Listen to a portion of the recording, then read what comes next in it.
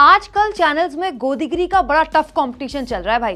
करना सबको एक ही काम है, सरकार की चापलूसी, लेकिन ऐसे करना है कि हर आदमी दूसरे से अलग दिखे। इसीलिए इसके लिए बेचारों को अच्छी खासी रिसर्च भी करनी पड़ती है। लेकिन अपनी ही की हुई रिसर्च पे कभी कभी कैसे हो जाता है झोल। कुछ ऐसा ही हो गया सुशांत सिन्हा के साथ। सुशांत सिन्हा का चैनल भले ही टीआरपी में झंडे ना गाड़ पाया हो, लेकिन भाई साहब को सोशल मीडिया के जरिए अपना एजेंडा चलाना बढ़िया से आता है। लेकिन इस बार सुशांत सिन्हा ने मोदी जी की जय जयकार करने के चक्कर में उनकी ही सरकार को एक्सपोज कर दिया। दोस्तों, कुछ दिन पहले एंकर सुशांत सिन्हा ने अपने शो में बताया कि देखिए, आजादी से अब तक कांग्रेस की सरकारों में प्रति व्यक्ति आय के मामले में भारत कितना फिसड्डी था, लेकिन जैसे ही मोदी जी सत्ता में आए, आम आदमी बम बम हो गया। आंकड़ों का सिलसिला सुशांत सिन्हा ने शुरू किया सीधा 1950 यानी कि नेहरू के जमाने से, बताने के लिए कि देखिए नेहरू ने कितना फिसड्डी काम किया, प्रति व्यक्ति आय में 265 ही कर पाए देश को। भाई साहब, आज से 70 साल पहले 265 को हलवा बता रहे थे, जबकि वो खुद जानते हैं कि उस दौर में तो 265 रुपए सरकारी कर्मचारियों की अच्छी आमदनी मानी जाती थी। उस जमाने में तो 5 पैसे की भी वैल्यू होती थी भाई।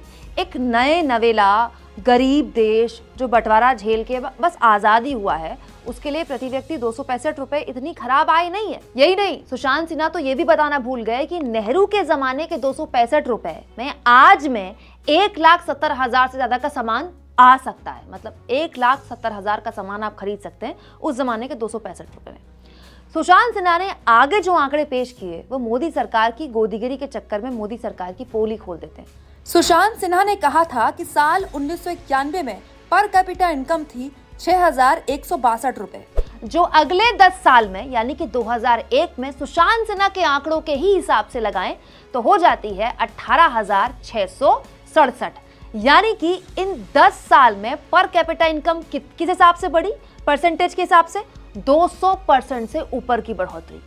फिर सुशांत सिन्हा बताते हैं 2011 में ये पर कैपिटा इनकम हो गई 56,971, यानी कि ये भी हो गई 200% से ऊपर की बढ़ोतरी। अगर परसेंट के हिसाब से बताऊं, मैं परसेंट के हिसाब से सुशांत सिन्हा ने आपको नहीं बताया, मैं बता रही हूं। उसके बाद आ जाइए साल 2011 से साल 2021 के आंकड़ों में, जिसे सुशांत सिन्हा ऐतिहासिक बताते हुए कहते हैं कि ये देखिए, मोदी जी ने सीधे पर कैपिटा इनकम को 1,28,829 रुपए में पहुंचा दिया।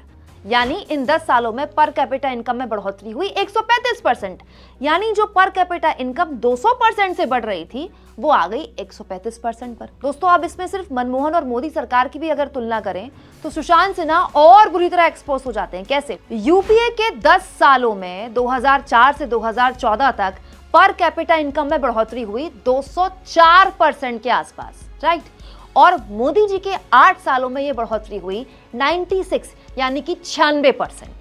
अब सुशांत सिन्हा देश को बता रहे हैं कि देखिए, 265 रुपए से मोदी जी ने पर कैपिटा इनकम कहां तक पहुंचा दिया, यहां तक पहुंचा दिया। दोस्तों, इसे कहते हैं आंकड़ों की बाजीगरी, कि आपके सामने एक बड़ा सा आंकड़ा रख दिया जाए जिससे आप परसेंटेज ना पूछ पाए सामने वाले से, और बड़े से आंकड़े को देखकर आपकी आंखें चौंधी आ जाए। खुद सुशांत सिन्हा को ये बात पता होनी चाहिए कि वक्त के साथ पैसे की वैल्यू गिरती है और उसी अनुपात में महंगाई भी बढ़ती है। दोस्तों, मुद्दे की बात यह है कि किसकी सरकार में लोगों का गुजारा कितने बेहतर तरीके से हो रहा है। पर कैपिटा इनकम के मामले में भी मोदी सरकार में पिछले कई सरकारों से कम बढ़ोतरी हुई है। और दूसरी बात यह भी ना कि पर कैपिटा इनकम को उस देश में आप सबके लिए विकास का पैमाना नहीं मान सकते, जहां गरीब और अमीर के बीच में इतनी जबरदस्त खाई है, और ये खाई लगातार बढ़ती जा रही है। देश की आधी से ज्यादा संपत्ति 1% लोगों के पास है। क्या मोदी सरकार में वाकई लोगों के जीवन में सुधार आया है, जो आंकड़ा सुशांत सिन्हा इतना बड़ा करके बता रहे हैं? क्या आप उससे इत्तेफाक रखते हैं? दोस्तों, कमेंट बॉक्स में जरूर लिखें। चैनल को ज्वाइन भी करें और सब्सक्राइब भी।